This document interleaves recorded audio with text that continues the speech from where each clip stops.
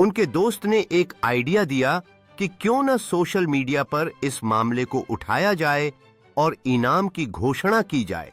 इससे लोगों का ध्यान आकर्षित होगा और शायद कोई उनकी मदद कर सके। करीम भाई ने तुरंत सोशल मीडिया पर एक पोस्ट डाली जिसमें उन्होंने बताया कि जो भी उनके बैग को वापस लाएगा उसे 20,000 रुपए का इनाम दिया जाएगा। उन्होंने उम्मीद जताई कि शायद इस तरह कोई न कोई उनकी मदद कर सके। कुछ घंटे बीतने के बाद कुछ संदेश आने लगे, मगर उनमें से अधिकांश निराशाजनक थे।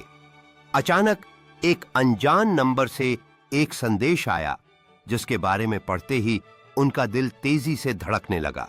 संदेश में लिखा था कि किसी ने उनके बैग को देखा है और वह उसे लौटाने के लिए तैयार है। अब उनके मन में उम्मीद की एक नई किरण जाग उठी और वो तुरंत उस स्थान की ओर दौड़ पड़े जहां मिलने का वक्त तय हुआ था।